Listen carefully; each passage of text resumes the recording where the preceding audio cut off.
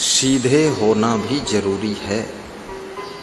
बहुत टेढ़े मेढ़े व्यक्ति भी सफल नहीं होते हैं, इसलिए सीधे भी बनो। लेकिन सीधे बनो पर बैधे न बनो। बैधे मतलब मूर्ख। उत्तर प्रदेश में जिसको बैधा कहते हैं ना, बैधा, बैधा मतलब मूर्ख होता है, बैधुल्ला, बुद्धि नहीं।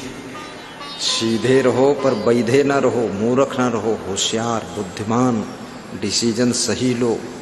और जिनके साथ में ज़्यादा रहना पड़ता है, जो तुम्हारी पत्नी है, पति है, बेटा है, बहू है, उनसे बहुत ज़्यादा बातें न करो। ज़्यादा बातें करोगे तो ये टम बम तैयार होगा। हाँ, और वो लोगों को, अगर वे तुम्हारे पास कम बैठना चाहते हैं तो तुम उनके पास उनसे भी ज़्यादा कम बैठो। चलने दो, चाले चलो, आगे बढ़ो, सब ठीक हो जाएगा।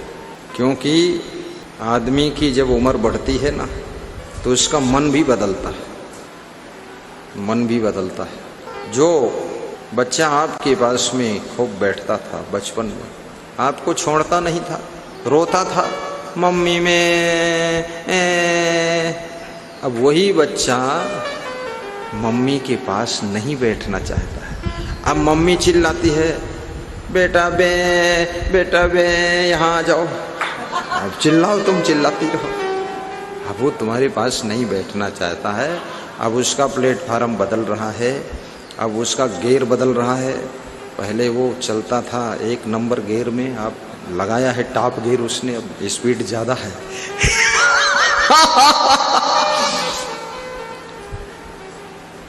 कितने बच्चों को मैंने देखा है,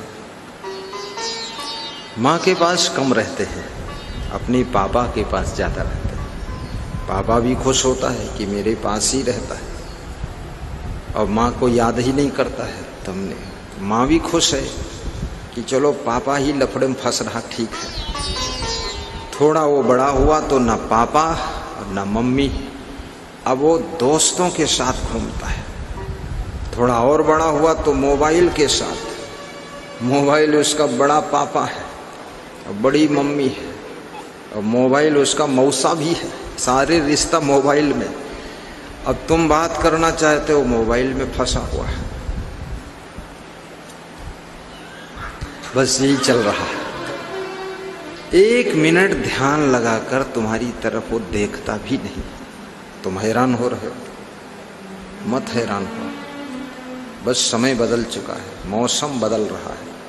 मौसम की बदलती राहों में हम तुमको इशारा देते हैं, हम तो किनारा पा ही गए, अब तुमको किनारा देते हैं। छोड़ो बकवास।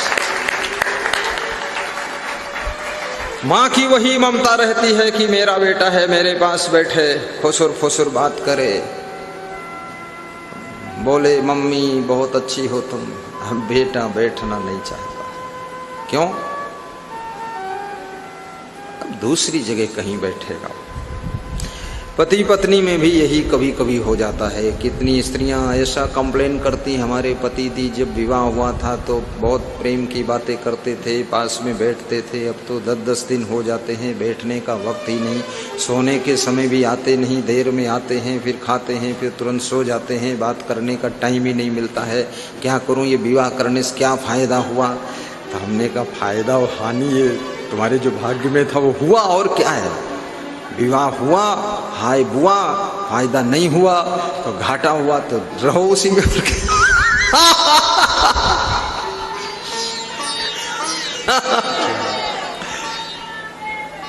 जय जय साहिब बंदगी, साहिब साहेब बंदगी। लोग सोचते होंगे गुरुजी को सब पता है, ये लफड़ा बहुत लंबा। नहीं, कोई गुरु भी ऐसा हो उसके पास चेला ना बैठना चाहता हो तो गुरु के मन में भी दुख लग जाता है। धूर्त जब आया था तो नाक में बोलता था सही बंदगी, सही बिंदगी, सही। अब ये मूर्ख बैठता भी नहीं है, आता भी नहीं है, बड़ा नक्शेबाज हो गया, बहुत डेवलपमेंट कर रहा, चल निकल। मैं तो और मॉडल का गुरु हूँ। जो बैठना ना चाहे तो उसके साथ हम कभी खड़े भी नहीं होना चाहते। अरे तू जहाँ बैठना चाहे बैठ जाकर के, बिल्कुल मत बैठ, हिमालय पर बैठ जाकर, पंखा के ऊपर बैठ, खूब नाच इसी में, मुझे लफड़ा काहे का है, क्या जरूरत क्या है। और याद रखना, जिसकी तुमसे जरूरत होती है वही तुम्हारे पास में बैठता है, और जरूरत खत्म होते ही ये मक्खियां आती मैं देख रहा हूं, ये भी जरूर मीठा उठा देता था, कहीं चटचटा लग जाता ना तो उसको चाटने आती, और हम इस धोखे में है कि हमको मिलने आई, हमको मिलने आए, हमसे कोई मतलब नहीं उनको है, वो कहीं मीठा उठा लगा वो चक्कर में आती हैं, और फिर उतनी समझदार नहीं है तो हमारे भी मुंह पर बैठती हैं कि यहाँ भी लगा हो तो चाट लूं। सब जरूरत से चलते हैं लोग, उस मोह में पड़ना ही नहीं है। इसके कारण भी तुम दुखी हो जाओ। उत्तर प्रदेश के किसी जिले से, किसी गांव से एक सूचना मिली। मैं दरभंगा जिले में प्रवचन कर रहा था, बिहार में। सुनील यादव जी हमारे आयोजक थे, अनिल, सुनील, पूरा परिवार, बहुत प्रेमी, बड़ी श्रद्धा, तो वहाँ समागम था। तो रात में फोन आया, छत पर मैं भ्रमण कर रहा था, पैदल चल रहा था, बोले वो एक भगत का लड़का था वो मर गया। मैंने कहा कैसे मरा? बोले उसकी पत्नी बीमार थी। तो मैंने कहा पत्नी बीमार थी तो लड़का कैसे मर गया? उसकी बीमारी का करंट उसको मार गया क्या? अरे बोले सुनो पूरी कहानी। तो उसकी नानी ने फोन किया, नानी बहुत भगत थी, तो उसने बताया पत्नी बीमार थी, उसको मायके वाले ले गए, और मायके वालों ने हॉस्पिटल भर्ती कराया। फिर इसको बात को सूचना मिली तो वो लड़का अपनी पत्नी को मिलने वहाँ हॉस्पिटल गया, तो पत्नी उससे मुंह नहीं बोली, और साला भी ठीक से नहीं बोला, और सास ससुर भी ठीक से आंख में आंख नहीं मिलाए। फिर वहाँ से घर आया और बोला कि मेरी पत्नी बीमार थी, मुझको खबर क्यों नहीं किया, क्या मैं इलाज नहीं करा पाता? मैं भी एजेंसी वाला हूँ, मेरे पास में बहुत धन है, ये है वो है, और मैं हॉस्पिटल मिलने गया तो मेरी पत्नी भी ठीक से बोली नहीं। तो घर में आ करके फिर जहर खाकर वो मर गया। धुरंधर था, 28-29 साल का, मर गया, लाश हो गया, दफन भी हो गया। मुझे फोन आ गया। अब उस लड़के के माँ बाप भी भक्ति भाव में हैं, उसके नानी, नाना, मामी, मामा सब भक्ति भाव में।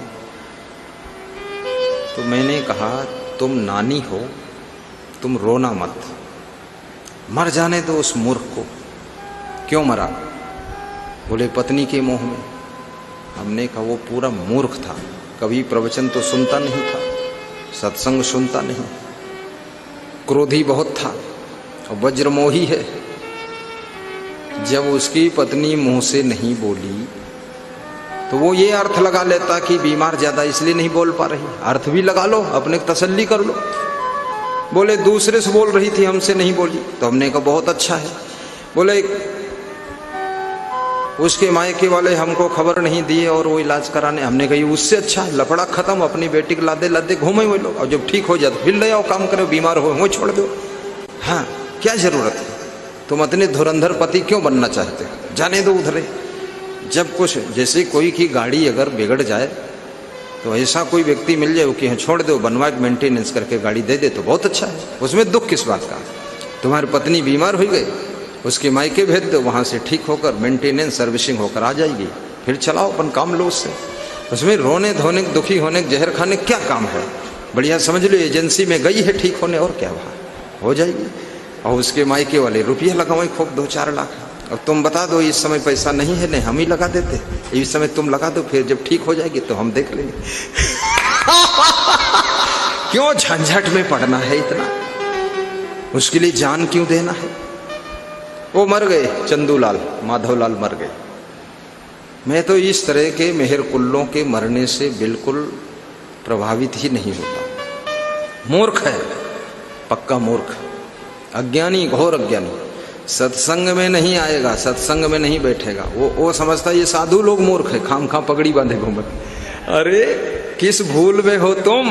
तीनों लोक का ज्ञान रखने वाला महान संत होता है, वो नरक को भी स्वर्ग बनाना जानता है। तुम किस चक्कर में पड़े हुए हो?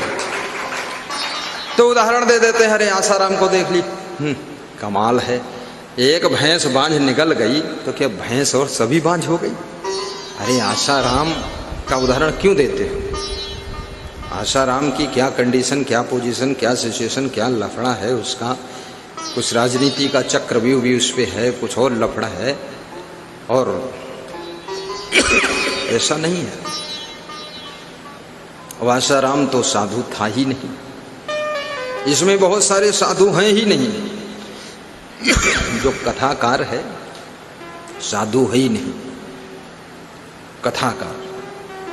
और जो बहुत ज्यादा ये सब हरि हरि ओम, घड़ी घड़ी ओम, और ड्रम ड्रम ओम, बम बम बोम, ये सब फालतू हो करते ये साधु संसार में बहुत कम है, और साधुओं में वक्ता कम है, प्रवचनकार कम है। क्योंकि प्रवचन के लिए बहुत तीव्र बुद्धि चाहिए, तीक्ष्ण बुद्धि चाहिए। ये उलुल जुलुल दिमाग वाला प्रवचन नहीं कर पाएगा, उसका सुनेगा कौन? कौन सुनेगा? प्रवचन तो सब लोग, सुबह से शाम तक पत्नी प्रवचन दे रही है, सुनता कौन? दिवाले सुनती है, पति तो निकल लेता वहां से। एक पति कह रहा था, देर में घर में जाता हूँ। हमने कहा क्यों? बोले वहां प्रवचन चालू है। हमने कहा कौन कर रहा? बोले वाइफ, उनका दिन भर प्रवचन चलता।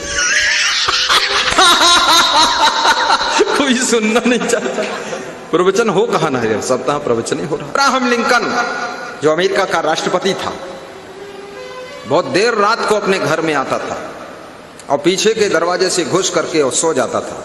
महीने में 15 दिन भोजन घर में करता ही नहीं था, क्योंकि उसकी पत्नी बहुत प्रवचन सुनाती थी। इतना भाषण, इतना डांटती थी अब्राहम लिंकन को, इतना ज्यादा मूर्ख हो, ये हो वो हो, सब बताती थी।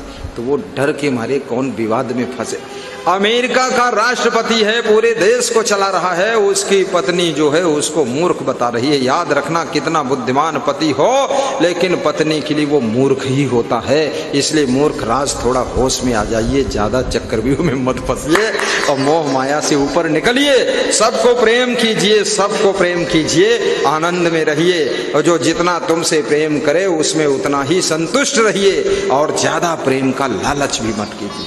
उस पचड़े में भी मत फंसो कि कोई तुमको सोहराता रहे हर समय। हाँ पति देव समोसा खा लो, पति देव थोड़ा सा आलू ऊपर से ले लो, पति देव कुछ और बताओ वो भी दे दो पति देव, और खीरा फाड़ के खाए। फालतू काम है, खाना है फटाफट खा लो, उसमें सोहराने क्या जरूरत है। ऐसे होना चाहिए आदमी को। वीर बनो, साहसी बनो, मस्त जिंदगी जियो। और शादी होने के बाद 50% अपनी पत्नी की तरफ ध्यान रखो और 50% माता पिता की तरफ ध्यान रखो। 50-50 मन का बंटवारा करो, बैलेंस में रखो तराजू। अब 2 पलड़ा हैं, एक तरफ पत्नी है, दूसरी तरफ माता पिता है। अब दोनों का बैलेंस बनाना है तो 50-50 कर दो। अब कितने लोग तो ऐसे हैं, शादी होने के बाद 100% पत्नी की तरफ कर दिया और माता पिता की तरफ 1 ग्राम भी नहीं। अब ये पलड़ा ऊपर उठा टंगा पड़ा है तो माता पिता बेहोश हैं कि 1 ग्राम भी नहीं मिल रहा है। कितने लोग ऐसे हैं, शादी करने के बाद भी पत्नी की तरफ ध्यान ही नहीं है, पत्नी को पत्नी समझते ही नहीं है, पूरा फिर वही 80-90% माता पिता की तरफ। तो पत्नी भी दुखी है कि अगर उसी तरफ रहना था तो मुझे क्यों लाए, मुझे पत्नी क्यों बनाया। तो पहले से तय कर लो तब पत्नी बनो। ये बात को बात मत करो फालतू कि 50-50 का बंटवारा होना चाहिए सभी। अभी हमारे संत एक बोल रहा था कि ये बहुत प्रिय शिष्य हैं देवकर दास गुरु के, वो बोल रहा था मंच संचालक। मैंने कहा ऐसा मत बोलो, सभी प्रिय हैं, बैलेंस बिगड़ जाएगा, बाकी लोग नाराज भी हो जाएंगे कि ये प्रिय हो गया, इसकी ऐसी तैसी कर दूंगा। मैंने उनसे कहा देवकर से, अरे वो तुमको सबसे सब लोग तुमसे ईर्ष्या हो जाएगी कि देवकर बहुत प्रिय बनता है, रहता वहाँ सोनपैरी में है, प्रिय यहाँ बना पड़ा है और हम यहीं गुरु की सेवा रगड़ी मार रहे हैं, हम प्रिय ही नहीं हो पाए। अरे छोड़ो, भागो यहाँ से, गुरु पास क्या करना। अरे विस्फोट हो जाएगा, अरे छोड़ो यार मत बोलो, प्री उरी सब प्री है। क्या प्री, उसमें बोलने से फायदा, इसमें एक शब्द से भी दरार पड़ सकती है, खतरा हो सकता है, इसलिए बोलने में सावधान। सभी प्री है एक साथ, सही बात है। देवकर भी चक्कर में फंस जाए, उस पर रगड़ी मार दे, ये 40 चेला जुड़ जाए, तेरी ऐसी तैसी, तू प्री बना है, तेरे को पकौड़ी बना दूंगा, कचौड़ी बना दूंगा, तो इसकी रगड़ी लग जाती, ये भी चिल्ला के भागेगा, ओ गुरुजी अब क्या। अब उसको मैं समझाता भूमि, भैया ऐसा करो वैसा करो, 40 लोगों को ठंडा करूं कि अरे मैं कोई बात नहीं, ये सब फालतू है। सभी प्री है, सभी प्री है। और एक व्यक्ति पूरा कुछ कर भी नहीं सकता है, चाहे कोई हो, कोई एक चेला हो चाहे कोई हो, सब बैलेंस से काम चलेगा। माता पिता की भी जरूरत है, पत्नी की भी जरूरत है, पति की जरूरत है, बेटा बेटी, पोता पोती, नाती नतकुर, मौसी मौसा, सबका बैलेंस बनाइए। मौसी को भी प्रेम से बोल दीजिए, आइए मौसी जी, बहुत दिन बाद आई हो, क्या बात है मौसी जी। अरे मौसी, मौसी मतलब मासी, मासी मतलब माँ जैसी, माँ जैसी का मतलब जैसी मेरी माँ तैसी तुम, तो आई क्यों नहीं, आ जाओ बैठो मौसी। और मौसी सब कुशल मंगल है, मौसी हमेशा ऐसे ही बोलती उसको भी खुश कर दो, हंसा दो, थोड़ा मुस्करा दे और तुम भी हंस दो, उसका थोड़ा देख लो, पाँव वाँव छूना हो छू लो, मौसी भी खुश हो जाए। क्योंकि मौसी को भी थोड़ा गर्व होता है कि अरे वो मेरा भी बेटा है, मेरी बहन का है, मेरी छोटी बहन का, मेरी बड़ी बहन का, बड़ा रिश्ता, लोग दूर से, भावनाओं को समझो।